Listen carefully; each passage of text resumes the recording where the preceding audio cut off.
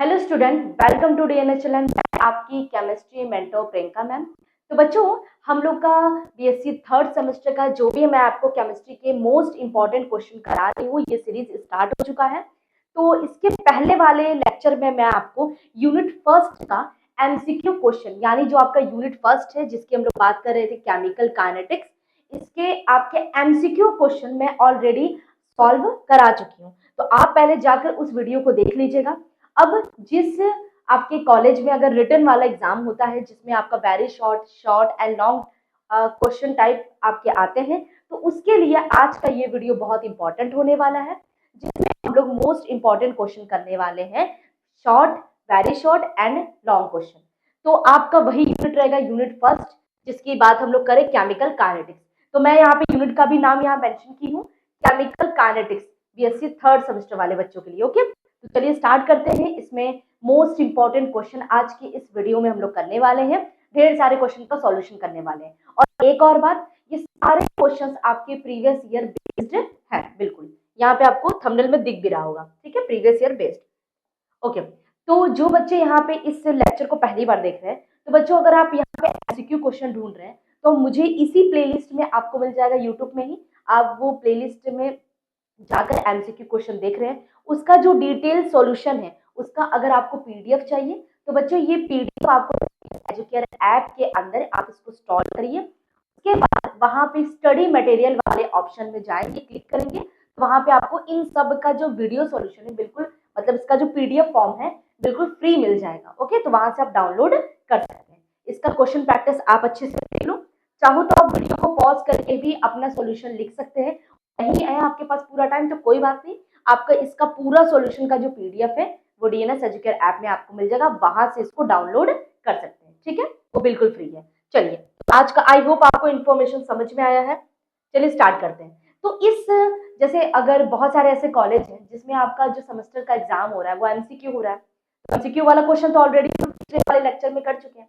अब आज का जो लेक्चर है वो उन बच्चों के लिए इंपॉर्टेंट है जिसमें हम लोग, जिनके कॉलेज में रिटन एग्जाम होने वाला है, जिसमें आपके एग्जाम में वेरी शॉर्ट क्वेश्चंस आएंगे, शॉर्ट क्वेश्चंस आएंगे एंड आपका लॉन्ग क्वेश्चन आएगा। हो सकता है एग्जाम का जो नंबरिंग है उसका मार्क्स का डिस्ट्रीब्यूशन अलग अलग हो सकता है आपको वेरी क्वेश्चन, जो वेरी शॉर्ट टाइप आंसर वाले क्वेश्चंस हैं, एक मिनट,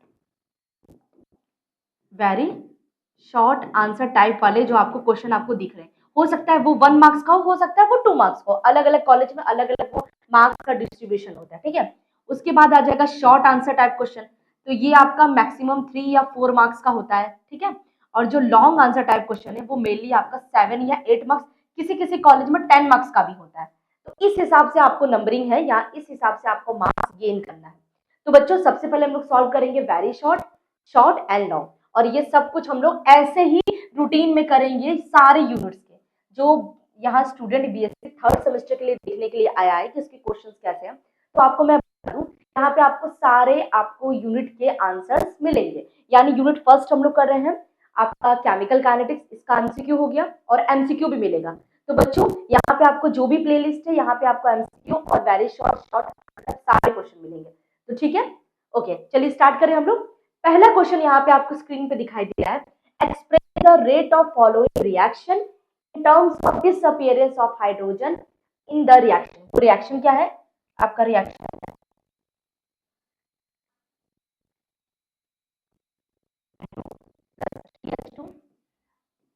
वहां जाने के बाद, या इसको एस एरो बना दो, 2NH3, आपके पास एक सिंपल रिएक्शन दिया गया है, अमोनिया का फॉर्मेशन।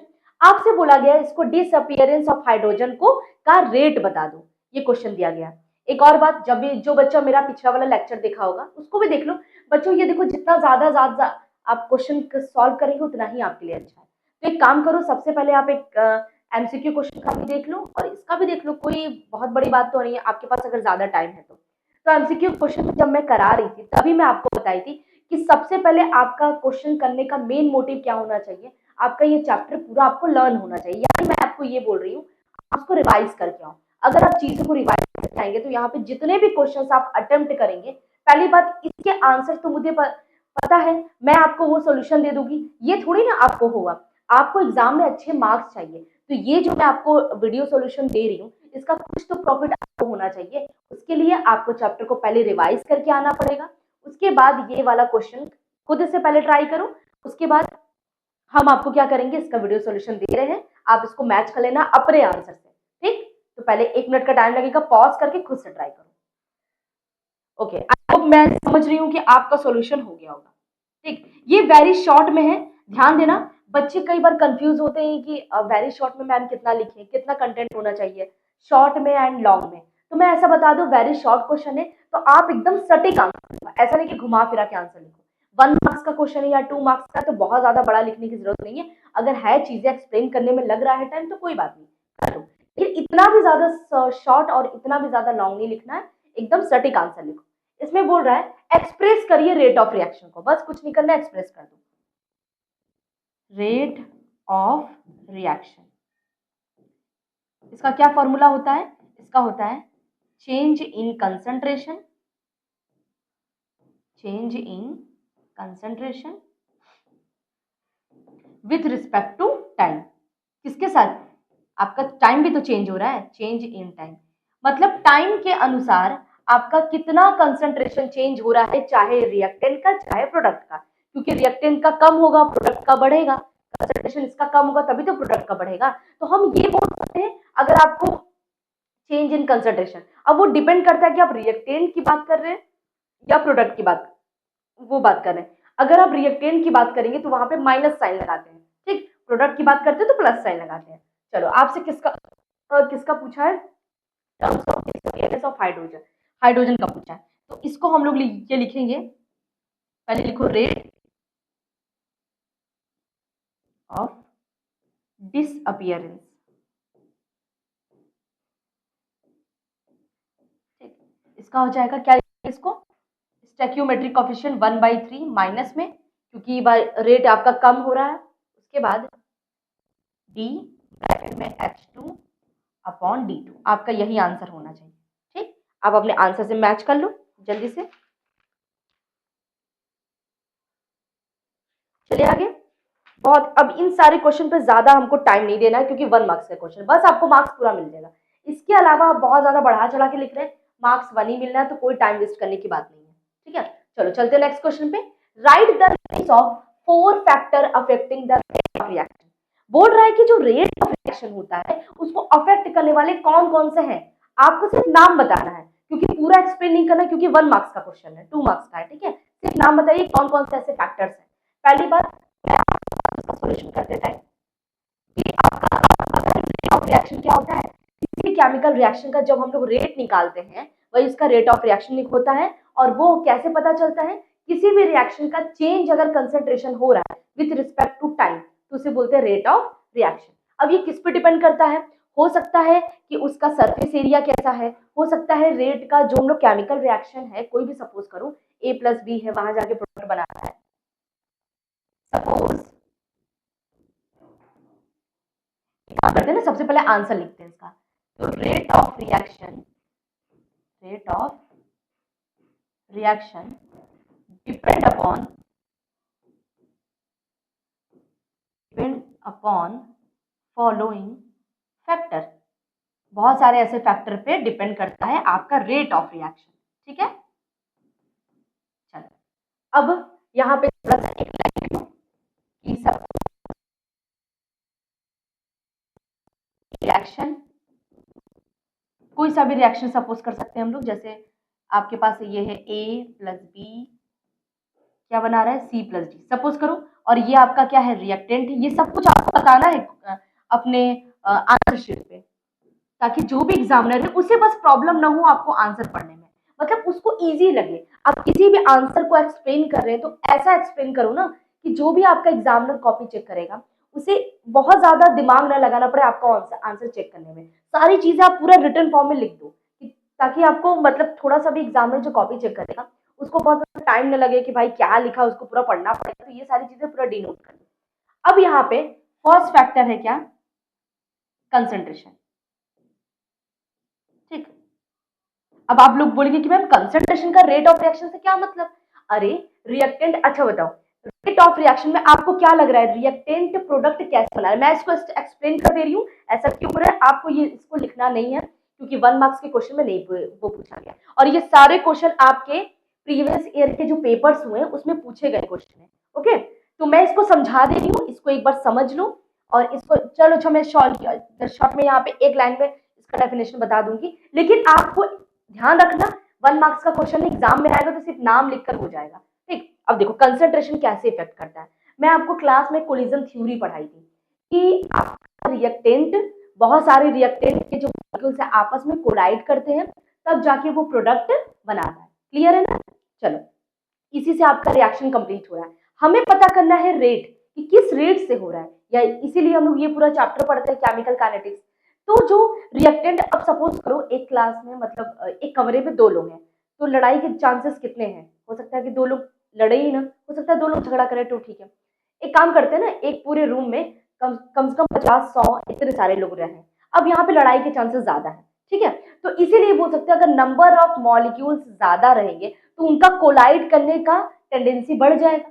कोलाइड करने का टेंडेंसी बढ़ गया यानी मुझे ज्यादा से ज्यादा प्रोडक्ट मिल सकता है। हम चाहते हैं झगड़ा बहुत ज्यादा हो, तो जितने ज्यादा लोग रहेंगे उतना ज्यादा झगड़ा होगा ना। सेम चीज अगर कंसंट्रेशन रिएक्टेंट का बढ़ा दे तो आपका प्रोडक्ट बढ़ जाएगा, प्रोडक्ट बढ़ जाएगा तो उतनी तेजी से आप रेट ऑफ रिएक्शन भी वो हो जाएगा। ठीक, स्टार्ट करें। ओके, तो यहाँ पे हम एक लाइन लिख सकते हैं कि कंसंट्रेशन क्या करता है, कंसंट्रेशन डायरेक्टली प्रोपोर्शनल है रेट ऑफ रिएक्शन। क्या बोल सकते हैं कि नहीं? इसको बस इतना मैं एक्सप्लेन कर रही हूँ। अब इसको आप एक काम करो, साइड में कहीं लिख लेना अपनी कॉपी में, ठीक है। सब कुछ आपको पीडीएफ मिल जाएगा, वही मैं जो बताई हूँ डीएनएस एजुकेशन ऐप पे जाओ, स्टडी मटेरियल पे जाओ, वहाँ क्लिक करो, आपको ये पूरा पीडीएफ बिल्कुल फ्री मिल जाएगा, डाउनलोड कर लेना। अभी के लिए समझना चाहो तो कुछ बच्चे साथ में नोट्स बनाते हैं तो ठीक है, उसके लिए बढ़िया है। चलो, दूसरा वो फैक्टर क्या है? दूसरा फैक्टर है टेम्परेचर। अब आप लोग बोलेंगे कि मैम टेम्परेचर से क्या होता है? तो टेम्परेचर बढ़ाते हैं तो आपका रेट ऑफ रिएक्शन बढ़ जाता है। ठीक, टेम्परेचर बढ़ाने से। अब टेम्परेचर कर क्या रहा है? देखो, आपको पता है कोई भी चीज टेम्परेचर बढ़ा देते हैं तो उसमें जो नंबर ऑफ मॉलिक्यूल्स है, अब सोचो इसको केमिस्ट्री के थिंग से सोचो कि ये रिएक्टेंट है, रिएक्टेंट यानी मॉलिक्यूल, मॉलिक्यूल किस चीज से मिलकर बना होता है? एटम से। तो एटम के पास खुद की एक एनर्जी होती है, हम बाहर से टेम्परेचर दे रहे तो उसकी एनर्जी और बढ़ गई, तो इसे बोलते हैं काइनेटिक एनर्जी। एटम्स के पास काइनेटिक एनर्जी आ गई। अब मैं आपको पढ़ाई, काइनेटिक एनर्जी अगर आ जाएगी तो एटम्स क्या होगा, और ज्यादा एनर्जी के साथ झगड़ा करेगा। जैसे सपोज करो 2 लोग के बीच में जब लड़ाई होती है, तीसरा चला जाके कुछ बोल देता है, हाँ भाई ये भाई तो तुम्हें ऐसे बोल रहा था, और ज्यादा झगड़ा बढ़ जाता है। ठीक, तो इसी तरह टेम्परेचर बढ़ाने से क्या हो जाएगा, मॉलिक्यूल के पास एक्स्ट्रा एनर्जी आ गई, तो वो और तेजी से क्या करेगा, कोलाइड करेगा मॉलिक्यूल के साथ, मतलब आपस में मॉलिक्यूल टकराएंगे, जिस वजह से आपका क्या होगा, टेम्परेचर बढ़ने की वजह से आपका रेट ऑफ रिएक्शन, क्योंकि और ज्यादा प्रोडक्ट मिलेगा, तो हमें क्या करना, प्रोडक्ट मुझे ज्यादा से ज्यादा चाहिए। हर कोई प्रोडक्ट ही चाहता है। आपका प्रोडक्टिविटी क्या है कि आप अच्छे से पढ़ाई करो, जल्दी से जॉब मिल जाए आपको, यही आपका प्रोडक्ट है लास्ट में। तो उसके लिए अब क्या होगा, अच्छे से पढ़ाई करने के लिए अच्छे सारे आप एग्जाम्स में मार्क्स अच्छे चाहिए, ये सारी चीजें है ना, इसलिए तो आप ये वीडियो देख रहे हैं। ठीक है, तो टेम्परेचर क्या करता है, आपका टेम्परेचर रेट ऑफ रिएक्शन को बढ़ा रहा है। अगर आप टेम्परेचर बढ़ा देते हैं तो रेट ऑफ रिएक्शन बढ़ जाता है, लेकिन ध्यान रखना एक लिमिट तक, जिसे बोलते हैं क्रिटिकल टेम्परेचर। ऐसा नहीं कि 50-100 डिग्री बढ़ाते चल जाओ टेम्परेचर, क्योंकि एटम्स के पास तब तक है ना, जैसे मान लो कि मैं आपको बोल रही हूँ कि अभी आपको ठंडी लग रही है, सपोज करो अभी विंटर सीजन आ गया, ठंडी लग रही है, मैं आपको टेम्परेचर दे रही हूँ कि भाई चलो ठीक है थोड़ा हीटर लगा देते हैं, थोड़ा टेम्परेचर। अब कितना ज्यादा टेम्परेचर कि आपको 4000 डिग्री सेंटीग्रेड पे लेके चले जाए, ठंडी ही ना लगे, तो ऐसा हो सकता है। तो आप बोलोगे कि मैम उस समय तो हम लोग का बॉडी ही जल जाएगा, वैसे ही है। तो टेम्परेचर आपको देना है, लेकिन 10 डिग्री 20 डिग्री बस, इससे ज्यादा नहीं। मैक्सिमम बुक में लिखा गया है कि 10 डिग्री टेम्परेचर अगर आप देंगे तो आपका रेट ऑफ रिएक्शन बढ़ेगा। 10 डिग्री से ज्यादा देंगे तो टेम्परेचर आप बढ़ाते चले जाएंगे, रिएक्शन का रेट कम होता जाएगा। तो ध्यान रखना, नोट में यहाँ पे साइड में लिख लेना कि आपका टेम्परेचर कितना होना चाहिए, ओनली 10 डिग्री। ठीक, ये सारी चीजें मैं एक्सप्लेन कर रही हूँ। आपको एग्जाम में क्वेश्चन पूछेगा, बस कंसंट्रेशन लिख देना, टेम्परेचर लिख देना। थर्ड आपका क्या है, सरफेस एरिया। सरफेस एरिया अभी मैं समझा दूंगी ऐसा क्यों हो रहा है। और फोर्थ आपका क्या है, कैटेलिस्ट। ठीक, अब आप लोग बोलेंगे कि मैम इसका मतलब सरफेस एरिया बढ़ाएंगे तो वो बढ़ेगा। अच्छा, अब मैं इसको क्या, वो क्या बताऊं। अच्छा, एक मेरे पास ये सपोज करो, ये चौक है, सपोज करो चौक है, तो इसका सरफेस एरिया बस इतना सा है, मतलब इतना सरफेस एरिया। ठीक है, अगर ये चौक को मैं पूरा पाउडर बना के पूरे रूम में फैला दूं या पूरे पेज पे कर दूं तो उसका सरफेस एरिया बढ़ जाएगा। ठीक, तो यही बात है कि अगर आपका एटम्स, जैसे सपोज करो आपका, हाँ ये बहुत अच्छा एग्जांपल है। जैसे अगर आप बीमार होते हैं, बहुत ज्यादा बीमार हो जाते हैं, कभी बार आपको ग्लूकोज का बॉटल चढ़ा होगा, ठीक, तो ग्लूकोज का वहां बॉटल चढ़ाते हैं, उस समय आपको एनर्जी चाहिए, तो एनर्जी के लिए अब तो दाल चावल रोटी सब्जी ये भी खा सकते हैं क्योंकि इससे भी आपको एनर्जी मिल रही है।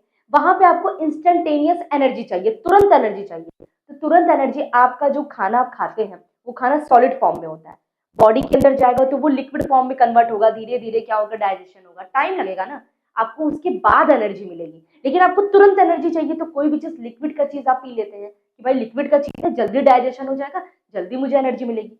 वैसे ही तो आपको कोई भी चीज सॉलिड फॉर्म में रहता है तो उसका सरफेस एरिया कम होता है। जैसे मान लो क्यूब, वाटर का आइस क्यूब है, इसका देखो सरफेस एरिया बस इतना सा स्पेस कवर करता है, इसी को मेल्ट कर दो आपका मेल्ट हो जाएगा, वाटर हो जाएगा, तो वाटर आपका ज्यादा सरफेस एरिया ले लेगा, आप ये लेगा ना। आप चाहो तो इसका प्रैक्टिकल भी कर सकते हो अपने घर पे।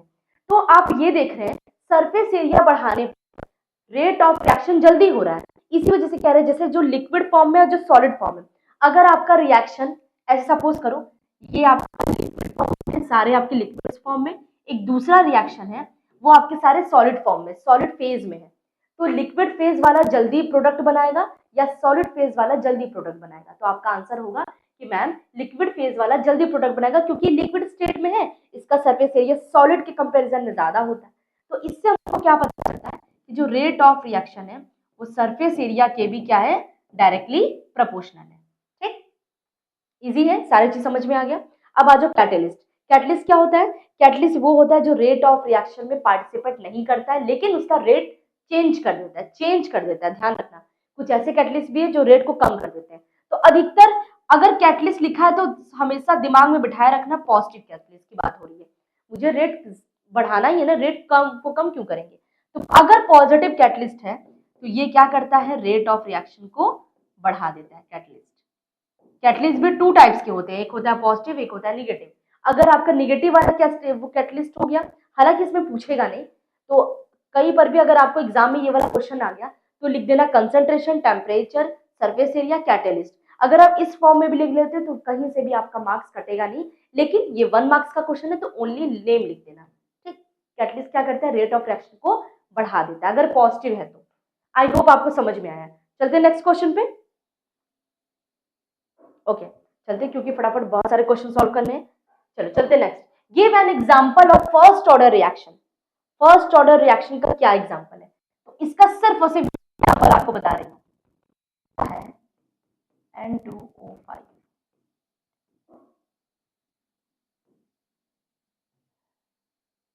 यहां से O2, एक और भी एग्जांपल है मेरे पास, दोनों रख लें या एक ही बता दें। चलो अच्छा यही वाला बता देते हैं। तो यहाँ से हमको बन जाएगा 4NO2 प्लस O2।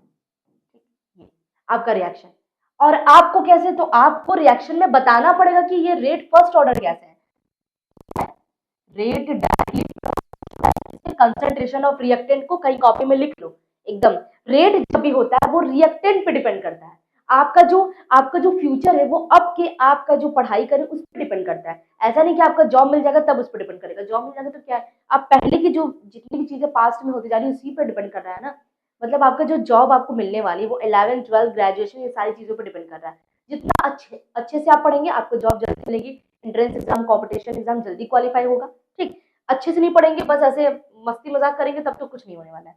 ठीक, ओके। तो रेट ऑफ रिएक्शन वो कंसंट्रेशन किस पे डिपेंड करता है, रिएक्टेंट पे, रिएक्टेंट के कंसंट्रेशन। ये जो ब्रैकेट लगा है वो क्या बता रहा है, ये ब्रैकेट बता रहा है कंसंट्रेशन।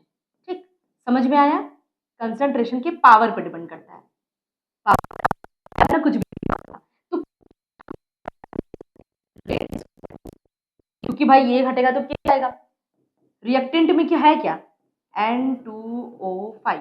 ठीक, अब याद रखना इस रिएक्शन में आपसे बोला नहीं गया है एलिमेंट्री, क्योंकि ऑर्डर ऑफ रिएक्शन जब भी हम लोग निकालते हैं इसीलिए मैं बोल रही हूँ चैप्टर को पढ़ के आओ। अब देखो जो सारे मैं वर्ड्स बता रही हूँ आप क्लिक तभी कर पाएंगे आप चैप्टर पढ़े रहेंगे। ठीक है, तो जो ऑर्डर ऑफ रिएक्शन होता है वो हमेशा एक्सपेरिमेंटल होता है। तो एक्सपेरिमेंटल तो जाहिर सी बात है हम लोग एक्सपेरिमेंट तो करने जाएंगे नहीं एग्जाम हॉल में बैठकर, तो एलिमेंट्री रिएक्शन भी नहीं बोला है, तो उसको यही बनाओ, ये आपका ऐसे ही बनेगा। अब देखो इसकी पावर कुछ नहीं है तो मतलब 1 मान लेंगे,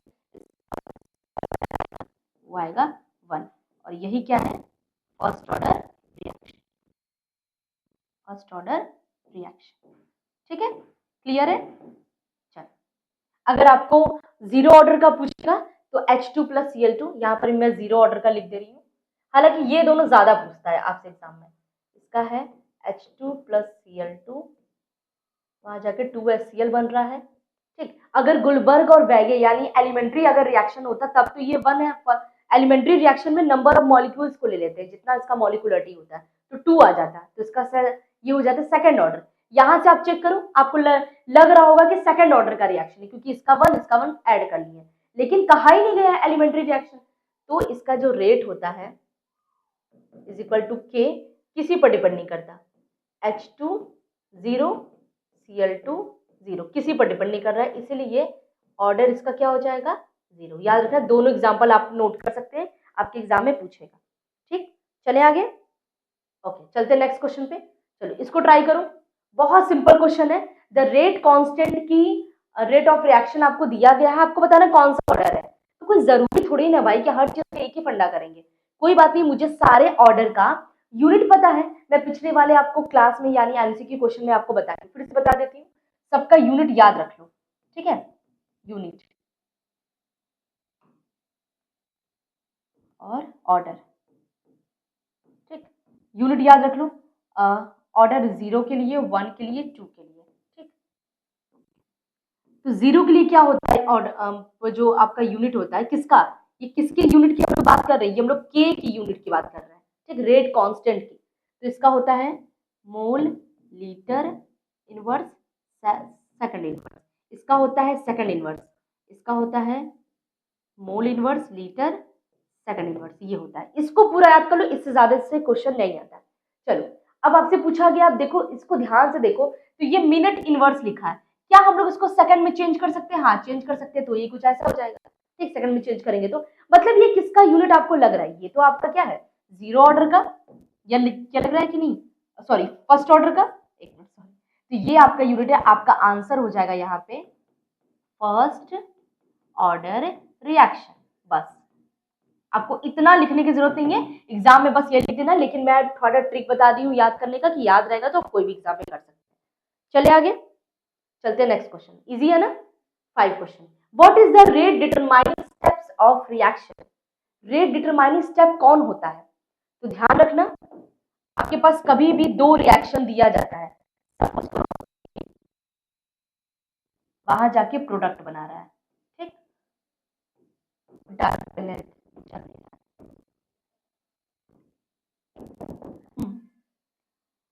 तो बोल रहा है रेट डिटरमाइनिंग स्टेप, तो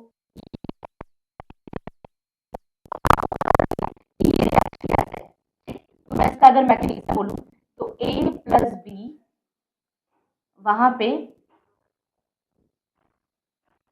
कोई एक इंटरमीडिएट बनाएगा,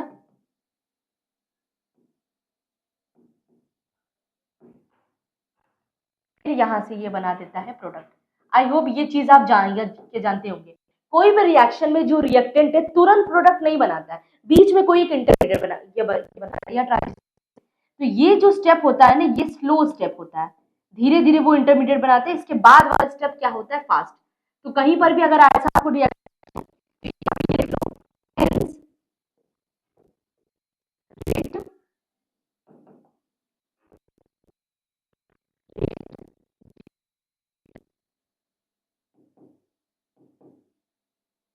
steps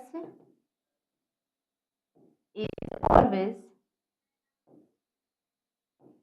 always slow, जो भी आपके मैकेनिज्म जो स्लो स्टेप होगा वही आपका रेट बताएगा। अगर स्लो स्टेप में आपके जितने रिएक्टेंट यूज हो, मतलब ऐसा नहीं बोल सकते, स्लो स्टेप का आपको क्या करना है, ऑर्डर निकाल लेना है, वही आपका पूरा ऑर्डर होगा रेट ऑफ रिएक्शन, इसको कभी भी कंसीडर नहीं करते हैं। ठीक, आपसे वही पूछा what is the rate determining step of the reaction, तो रिएक्शन का जो स्लो स्टेप होगा, स्लो या फास्ट, दो स्टेप होता है, तो जो स्लो स्टेप होगा वही आपका रेट डिटरमाइनिंग स्टेप बताता है, यानी ये वाला बताएगा कि कौन सा ऑर्डर होगा, फर्स्ट होगा, जीरो होगा, थर्ड होगा, ये तो कुछ बताएगा ही नहीं। ठीक है, चले आगे। चलो यहाँ तक तो आपको वेरी शॉर्ट क्वेश्चन खत्म होता है। अब चलते हैं शॉर्ट आंसर टाइप क्वेश्चन पे, जिसमें हम लोग पढ़ने वाले हैं क्या इस क्वेश्चन में, what do you understand by rate of reaction. खुद से ट्राई करो, क्या होता है रेट ऑफ रिएक्शन। तो रेट ऑफ रिएक्शन होता है change in concentration with respect to time. And rate constant क्या होता है, रेट कांस्टेंट तो वही होता है ना, रेट कांस्टेंट का एक कांस्टेंट है जिसमें आपको रेट जो आपका रेट आपको निकला है change in concentration with respect to time. अच्छा, इसको यहाँ पे लिख लेते हैं आंसर में, सॉल्यूशन में। पहले क्या क्या पूछा है, अब देखो लिखने का जो तरीका है, पहली बात तो हेडिंग बना के लिखा करो, रेट ऑफ रिएक्शन पूछा है। ठीक, मैं बार बार इतना एक्सप्लेन नहीं करूंगी क्योंकि बहुत ज्यादा टाइम चला जाएगा। तो रेट ऑफ रिएक्शन क्या है, rate of reaction which is defined as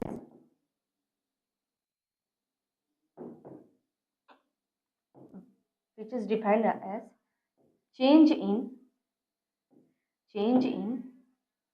concentration with respect to time। ठीक, with respect to time is known as rate of reaction। इसको किस चीज से डिनोट करते हैं, आर भी बना दो तो कोई दिक्कत नहीं है। Rate of reaction it denoted किसी चीज से वो डिनोट कर दो, denoted as small r. Mathematically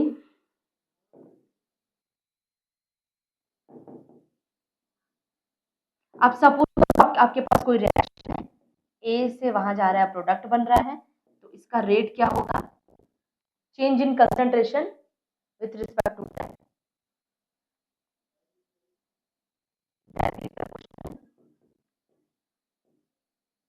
reactant का कंसंट्रेशन चेंज। ठीक, तो रेट को हम लोग आर लिख सकते हैं, इसको लिख सकते हैं के, कंसंट्रेशन ए। तो जो आपका के है वही क्या है, आपका के क्या है, रेट कांस्टेंट। ठीक, तो क्लियर है। एक बार मैं आपको कब से लिख रही थी तो आप लिख नहीं पाते होंगे। ठीक, वो क्लियर है।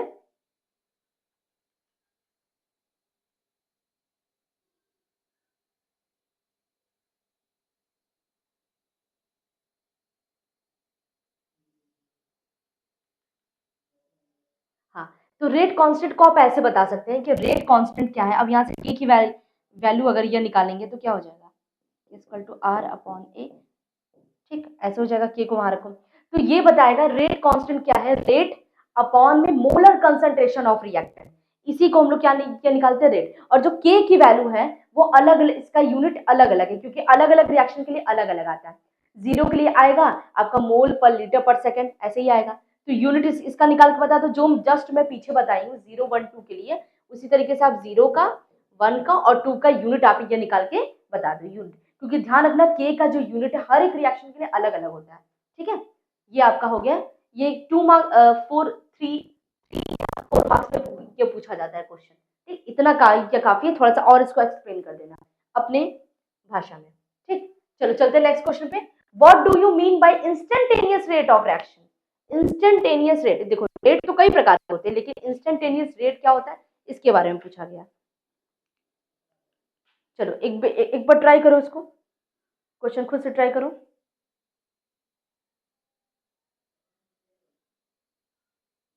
ओके, अब ये देखो, तुम आप लोग नहीं बोलते हैं कि कोई भी चीज मुझे बहुत जल्दी चाहिए, जैसे आपको आप चाहते हैं कि कोई भी चीज आप टॉपिक पढ़े मुझे तुरंत समझ में आ जाए। तो एक होता है फास्ट, एक होता है इंस्टेंटेनियस। जैसे होता है ना इंस्टेंटेनियस, आपको एनर्जी मिलती है, स्ट्रिंग्स एनर्जी, इसका ऐड आता होगा ना। चलो, तो इसको आप लोग आंसर कर सकते हैं। जैसे अगर हमको ज्यादा का चेंज निकालना होता है तो डेल्टा लगाते हैं, और तुरंत का चेंज बस थोड़ा सा चेंज निकालना होता है तो डी निकालते हैं। बस सपोज आपका कुछ ऐसा चेंज आ रहा है, ठीक है, चेंज तो ये डेल्टा वैल्यू है, तो मुझे थोड़ा सा चेंज चाहिए, इतने का चेंज चाहिए, तो इसके लिए डी लगाते हैं, सेम चीज यहाँ। ठीक, तो इसका सॉल्यूशन हो जाएगा instantaneous rate of reaction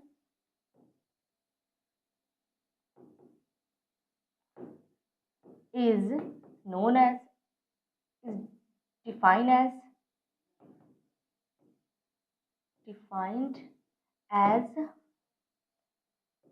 change in concentration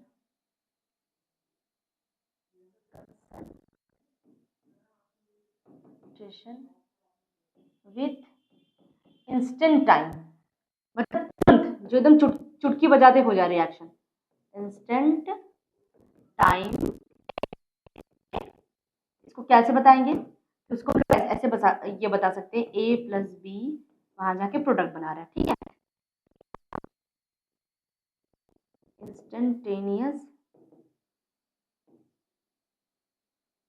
rate क्या हो जाएगा, इसको लिखेंगे। पहली बात तो रिएक्टेंट का है, तो रिएक्टेंट में माइनस लगा दो, D A upon D T. और ध्यान रखना, जब भी हम एग्जाम में करते हैं तो इंस्टेंटेनियस ही करते हैं, ठीक। और ये हो सकता है, और हो सकता है, बस इतना एक्सप्लेन कर देंगे तो काफी रहेगा, ठीक। चलिए आगे। या आप ऐसे भी लिख सकते हो, सेट करके ऐसे भी लिख लो, इंस्टेंटेनियस अगर आप रेट निकाल रहे हैं, इंस्टेंटेनियस रेट, क्योंकि आपका दोनों हो सकता है, रिएक्टेंट के लिए भी और प्रोडक्ट के लिए भी। तो रिएक्टेंट के लिए आप यहाँ पे ऐसे लिखो, और प्रोडक्ट के लिए आपने यहाँ पे, एक मिनट,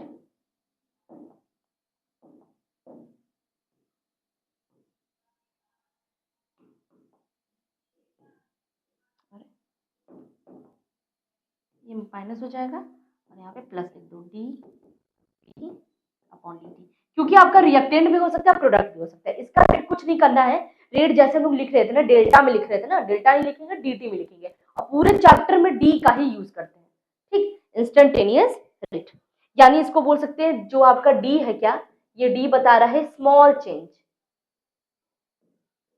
स्मॉल चेंज। क्लियर है? चलिए नेक्स्ट क्वेश्चन पे। Right short note on factor influencing of rate of reaction, जो कि मैं एक्सप्लेन कर चुकी हूँ। इसके जस्ट आपका जो पी, वो पी कौन से इन्फ्लुएंस करते हैं रेट ऑफ रिएक्शन को, तो भाई बहुत अच्छे से एक्सप्लेन। सेकंड आपका है टेम्परेचर, इतना ज्यादा रेट ऑफ पता चला जाएगा। टेम्परेचर क्या करता है, टेम्परेचर भी गलत हो गया, टेम्परेचर भी क्या करता है, आपका रेट ऑफ बढ़ाएगा, लेकिन 10 डिग्री पे, 10 डिग्री इंक्रीज करेंगे तो बढ़ाएगा। इसी सारे आंसर को आपको रिटर्न फॉर्म में लिखना, कुछ काम खुद से भी करो भाई, आपको एग्जाम देना है, ना कि मुझे एग्जाम देना है, ठीक है। थर्ड पॉइंट क्या बोल रहा है, सरफेस एरिया। सरफेस एरिया में अगर मान लो कोई भी सॉलिड से मतलब सॉलिड फॉर्म होती है, तो वो आपका सरफेस एरिया कम होता है, लिक्विड फॉर्म में रहता है सरफेस एरिया ज्यादा होता है, तो उसका रेट ऑफ रिएक्शन बढ़ जाता है, सरफेस एरिया, ठीक। चलो 4 पॉइंट क्या है आपका, क्या एक्सप्लेन की हूँ, इसको भी आप रिटन फॉर्म में, 4 मार्क्स का क्वेश्चन रहेगा, तो मतलब सबके में 2-2 3-3 लाइन भी लिखेंगे तो हो जाएगा, आपका एक पेज आराम से फिल हो जाएगा, ठीक है। ये आपका वेरी शॉर्ट वाला, सॉरी शॉर्ट वाला क्वेश्चन था। एक मिनट, एक और क्वेश्चन है, define order of reaction, give example of reaction of different orders. चलो, अब ये अच्छा क्वेश्चन है और ये इंपॉर्टेंट भी है, कई बार एग्जाम में आया गया है, इसका हम लोग आंसर लिखेंगे, और पहले खुद से ट्राई करो कि ऑर्डर ऑफ रिएक्शन क्या होता है। किसी भी रिएक्शन में जो आपके नंबर ऑफ रिएक्टेंट्स होते हैं, उसका जो कंसंट्रेशन टर्म है, ठीक, कंसंट्रेशन टर्म की बात करें, यानी कैसे समझो, जो भी आपका रिएक्शन है, जैसे क्या बोले हम, अच्छा ठीक है, कोई एग्जांपल नहीं, इसी से बताते हैं। कोई भी रिएक्शन जो होता है, वो आपका रेट, उसमें जो आपका ऑर्डर क्या बताता है, वो बताता है कि आपका रिएक्शन का जो रेट है कितने गुना बढ़ सकता है, जैसे 1 गुना, 2 गुना, 3 गुना, 4 गुना, ये जो आपका बता रहा है वही आपका ऑर्डर ऑफ रिएक्शन है। हमें पता चल जाए ऑर्डर ऑफ रिएक्शन 0 है, तो इस बात का क्या मतलब कि आपका जो रेट है ना, वो रिएक्टेंट पे डिपेंड ही नहीं कर रहा है। 0 का मतलब यही है। अगर आपका 1 वैल्यू आ रहा है, ऑर्डर ऑफ रिएक्शन 1 है, तब हम लोग क्या बोलेंगे, तब हम लोग बोलेंगे कि आपका जो रिएक्शन का यानी अगर आप रिएक्टेंट का कंसंट्रेशन बढ़ा रहे हैं तो रेट भी आपका बढ़ जाएगा। समझ में आया? सपोज करो आपका ऑर्डर ऑफ रिएक्शन 2 है, यानी रिएक्टेंट को आप डबल करेंगे तो रेट आपका 2 गुना बढ़ जाएगा। मतलब पहले 0 ऑर्डर में एकदम नहीं बढ़ रहा था, आप इसको रिएक्टेंट को डबल कर रहे थे, रेट आपका कांस्टेंट है। सेकंड वाले में, फर्स्ट वाले ऑर्डर में रेट आप डबल कर रहे थे, ये भी डबल हो रहा था, मतलब दोनों चीजें बराबर में चल रही हैं। अगर आप इसको डबल करेंगे तो ये 2 गुना बढ़ जाएगा, सॉरी इसको 2 गुना कैसे होगा, 4 गुना बढ़ जाएगा, ठीक है, उसके पावर में बढ़ता है। अगर मान लो कि आपका ऑर्डर ऑफ रिएक्शन थर्ड है तो उसका उसका उसी की पावर मतलब 2 के पावर 3 में बढ़ जाएगा, जैसे 2 के पावर 3 यानी 8 गुना बढ़ जाएगा, ठीक, ये चीज है। तो इसी को बोलते हैं ऑर्डर ऑफ रिएक्शन। अब इसका डेफिनेशन क्या बनेगा, उसके लिए मैं कोई और पेन यूज कर लूं, आते हैं, पूरा रेड रेड हो जाएगा ना, एक मिनट।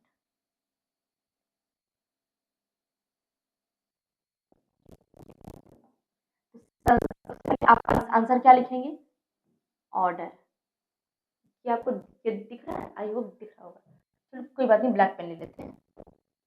तो ठीक है,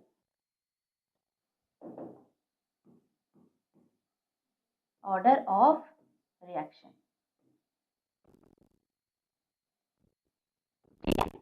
हेडिंग बना के लिखना। अब ये लिखो, सपोज करो पहले एक रिएक्शन ये लिख, ठीक है, ए प्लस बी, वहां जाके कोई प्रोडक्ट दे रहा है, ठीक। हम लोग को पता है कि जो भी आपका रेट होता है वो डायरेक्टली प्रोपोर्शनल होता है कंसंट्रेशन ऑफ ए के कंसंट्रेशन ऑफ बी के, भाई दोनों ही रिएक्टेंट। तो क्या हम लोग इसको ऐसे लिख सकते हैं, इज इक्वल टू के ए और बी, तो ये आपके पावर में हो जाएंगे, इसकी पावर में एक्स वाई, इसकी पावर में एक्स और वाई, जो एक्स और वाई इज इक्वल टू ये बताता है, एक्स क्या है, ऑर्डर ऑफ रिएक्टेंट, रिएक्टेंट का ऑर्डर है ए का ऑर्डर कितना है, एक्स है, वाई क्या बता रहे हैं, ऑर्डर ऑफ रिएक्टेंट बी, ठीक।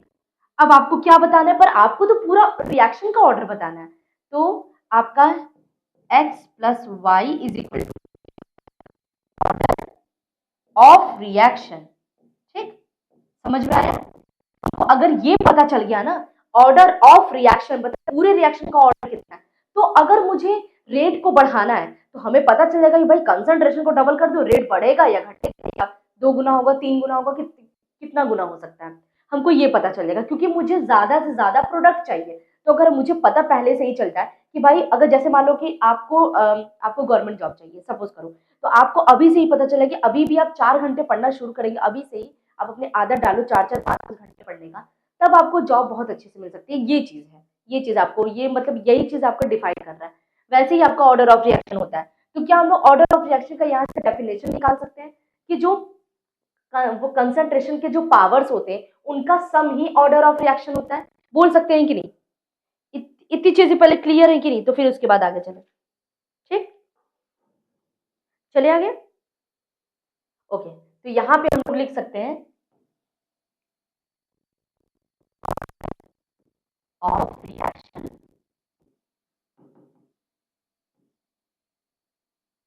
may be defined as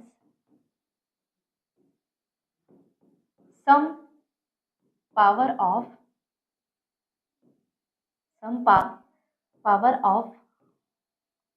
molar concentration, ध्यान रखना बस रिएक्टेंट की बात होती है इसमें, मोलर कंसंट्रेशन ऑफ रिएक्टेंट, इसी के जो पावर में सम होता है कॉल्ड एज शॉर्ट में लिख रहे हैं ऑर्डर ऑफ रिएक्शन, क्योंकि भाई पूरा वीडियो ही आपको नहीं क्या नहीं दिखना, आपको पढ़ना भी तो है, ठीक, ऑर्डर ऑफ रिएक्शन। अब यहाँ पे वो सेकंड पॉइंट से लिख लो कि जो ऑर्डर ऑफ रिएक्शन होता है वो कितने टाइप्स के होते हैं, तो ऑर्डर ऑफ रिएक्शन जनरली, क्योंकि जनरली की बात करेंगे, देखो ऐसे तो 0 भी होता है, हाफ भी होता है, माइनस हाफ, बहुत सारे होते हैं, ये आपका निगेटिव भी हो सकता है, इंटीजर भी हो सकता है, कुछ भी हो सकता है ना, ठीक है, फ्रैक्शन में भी हो सकता है, लेकिन आपको सिलेबस के अकॉर्डिंग कितना है, तो इसके अकॉर्डिंग जनरली हम कितना हम लोग वो पढ़ते हैं 3, ठीक है। 3 टाइप्स कौन कौन से आपको पता है उन सब का नाम? जीरो ऑर्डर रिएक्शन, और क्या है दूसरा है आपका फर्स्ट ऑर्डर रिएक्शन, ठीक है, और सेकंड आपका है, थर्ड आपका है सेकंड ऑर्डर रिएक्शन। इतना ही आपको सिलेबस में पढ़ना होता है, तो सब सिलेबस के अकॉर्डिंग चलो। ओके, आपको मैं फर्स्ट और जीरो का तो मैं बता दी, सेकंड ऑर्डर का आपके पास जो एग्जांपल है, क्योंकि बहुत सारे एग्जांपल्स हैं, सेकंड ऑर्डर का एक एग्जांपल लिख लो 2n2, क्योंकि बाकी का तो मैं आपको क्या बता दी हूँ एग्जांपल इसके पीछे वाले स्लाइड में। 2n2 और क्या है F2 है, एक मिनट, 2NO2 प्लस F2, इसका जो एग्जांपल है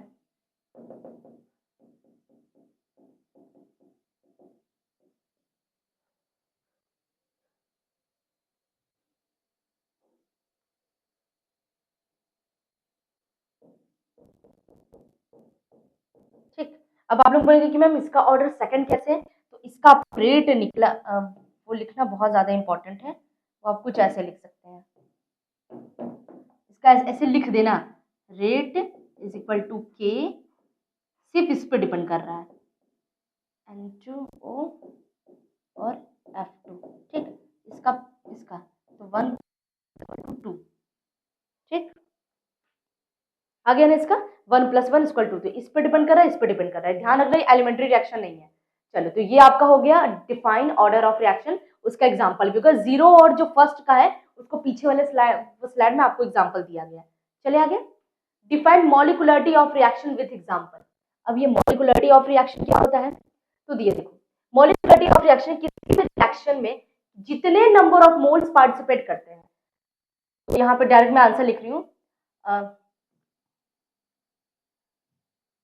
number of molecules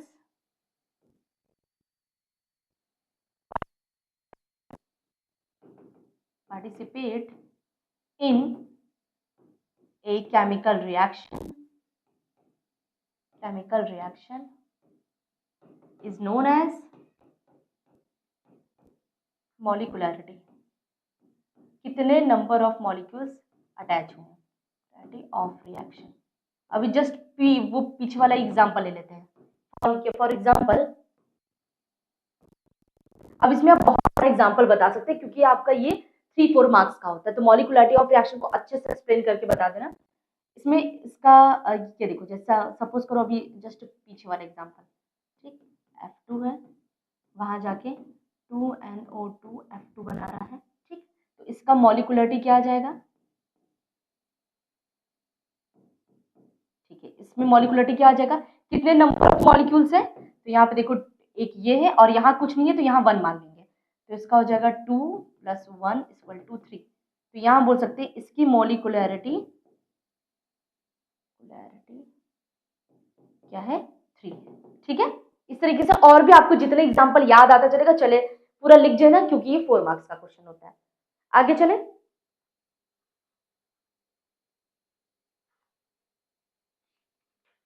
ओके, चलते हैं नेक्स्ट। क्या पूछ रहा है ये क्वेश्चन में, differentiate between order and molecularity of reaction. ये भी आपके एग्जाम में कई बार क्वेश्चन में आया हुआ है, इन सबको ये दोनों को हम लोग पढ़ लेते हैं, कौन कौन सा होता है, ठीक, इसी मैं यहाँ पे लिख देती हूँ।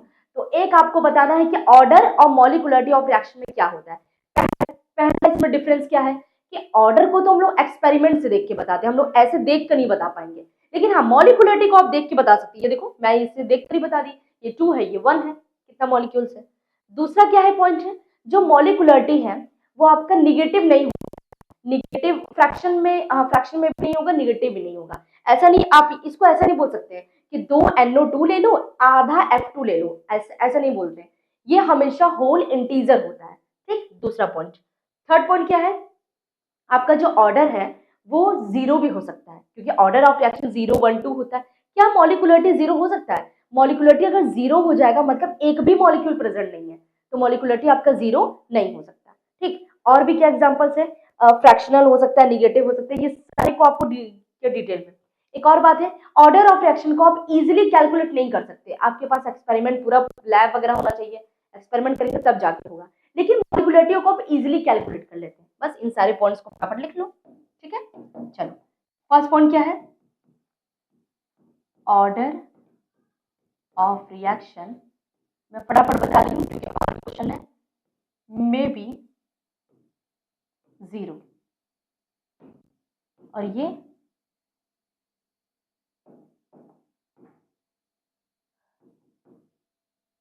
मॉलिक्यूलरिटी नेवर बी 0, मॉलिक्यूलरिटी कभी भी 0 नहीं होगा। और क्या है, order of reaction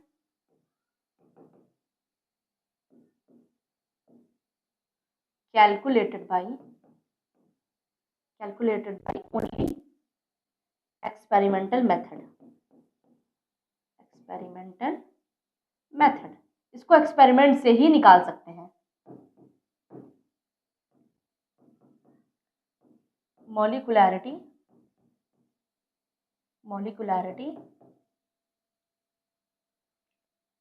does not need any experiment method, इसको एक्सपेरिमेंट मेथड की कोई जरूरत नहीं है, ये आराम से आप ये निकाल सकते हैं, एक्सपेरिमेंटल मेथड। ठीक, थर्ड पॉइंट क्या है, ऑर्डर ऑफ रिएक्शन, ठीक है, ऐसे शॉर्ट में लिख दे रहे हैं, order of reaction may be negative,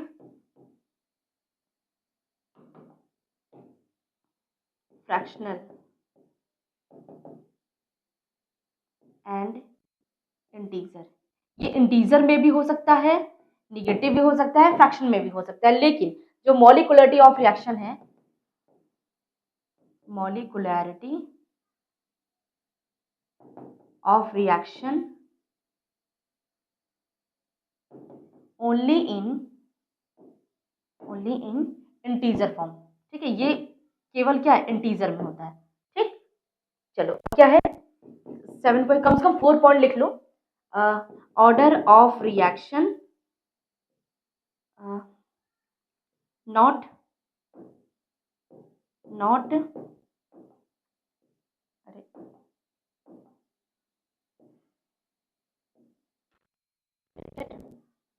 easily, ये इजली नहीं होता है, और molecularity of reaction is easily calculated. चलो इतना पॉइंट्स आई होप आपको क्लियर हुआ होगा, ठीक है। ये आपका पॉजिटिव निगेटिव कुछ भी हो सकता है, आपका कुछ ऐसे भी है, 0 ऑर्डर भी हो सकता है। हाँ एक सेकंड, ये हम लिखवा है नेवर भी 0, ये सारे पॉइंट्स आपको क्लियर है, ठीक है। तो order of reaction, molecularity of reaction में कई बार आपसे एग्जाम में पूछा गया है। अब चलते हैं, लास्ट क्वेश्चन है आपका शॉर्ट में, और उसके बाद एक हम लोग क्या सॉल्व करेंगे, लॉन्ग वाला क्वेश्चन सॉल्व करेंगे। Define life, half life period and average life relation, right relation, okay. Example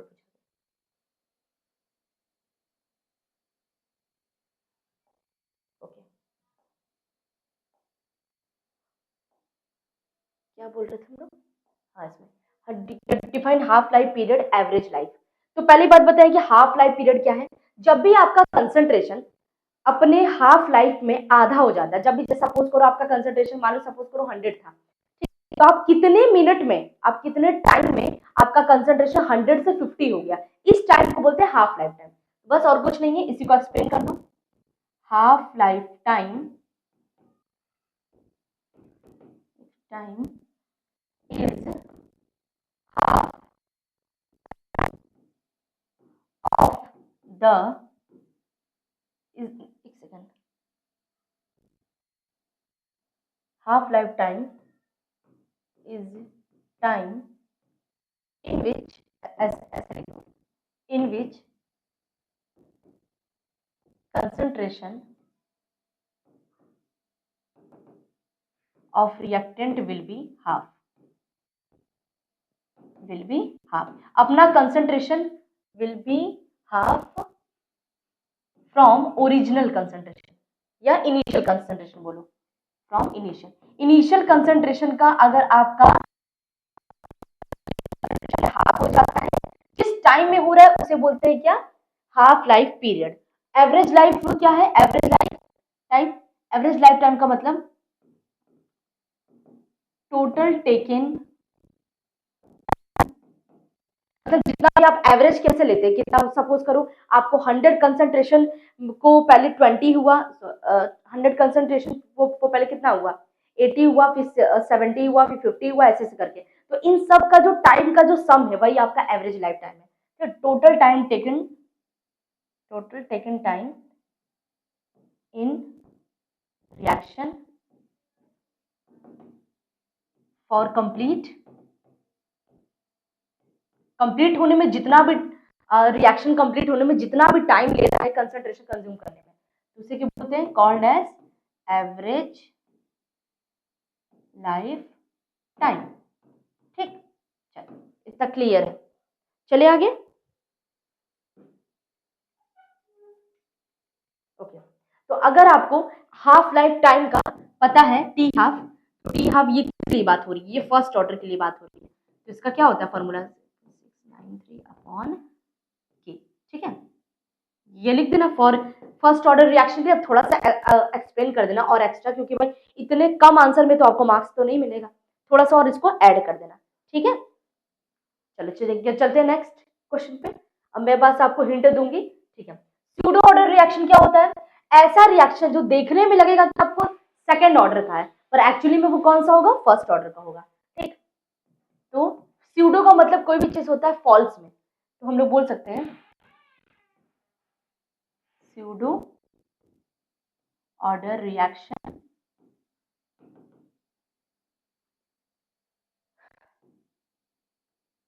may be defined as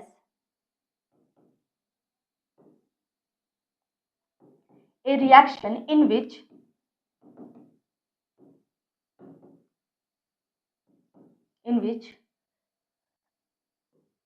molecularity, ऐसा रिएक्शन होगा जिसकी मॉलिकुलरिटी 2 रही होगी, लेकिन उसका जब हम लोग ऑर्डर निकालने जाएंगे तो उसका 1 आ जाएगा। तो molecularity is 1, sorry molecularity is 2 ना, molecularity is 2 but order is 1, order is 1 is known as pseudo order reaction. मैं शॉर्ट में लिख रही हूँ, ठीक है, आप इसको रिटन फॉर्म में पूरा लिख देना। मेरा पर्पस क्या है, बस आपको समझाना है कैसे एक्सप्लेन करेंगे।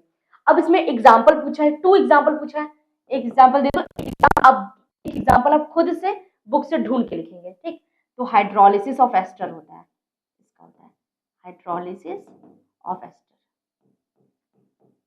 ओके, तो आपका पहली बात एस्टर जो फॉर्मूला RCOOR, ये होता है एस्टर का फॉर्मूला। ठीक, अब R की जगह कुछ भी रख दो, C2H5 रख दो, COO C2H5 फिर से रख दो। ठीक, हाइड्रोलिसिस ऑफ एस्टर, तो ये H प्लस के प्रेजेंस में या H2O के प्रेजेंस में H प्लस के, तो ये रिएक्शन देता है, तो क्या बना लेता है C2H5 COOH और प्लस C2H5OH, आपका एक एसिटिक एसिड बना लेगा। ठीक है, प्रोपेनोइक एसिड बन जाएगा और एक आपका इथेनॉल बन जाएगा। तो यहाँ पे देखो, अगर इसका मॉलिकुलरिटी हम लोग कैलकुलेट करने जाए, ठीक है, मॉलिकुलरिटी इसको फुल फॉर्म में लिख लेना, तो इसका 1 कितना हो जाएगा, 1 + 1 = 2। लेकिन जो इसका ऑर्डर आया है, चेक किए हम लोग एक्सपेरिमेंट से, क्योंकि ये मैं नहीं बोल रही हूँ, एक्सपेरिमेंट से, तो एक्सपेरिमेंट से इसका ऑर्डर 1 आया है। और वो किस पे डिपेंड कर रहा है पता है, तो आप बोलेंगे कि मैं इसका ऑर्डर हम लोग 2 तरीके से लिख सकते हैं, क्योंकि ये तो आपका ऐसे हो सकता है ना, ध्यान से इसको क्या देखना, क्या हम लोग इसका ऑर्डर अगर 1 आया है तो 2 तरीका हो सकता है, या तो इसको ऐसे लिखो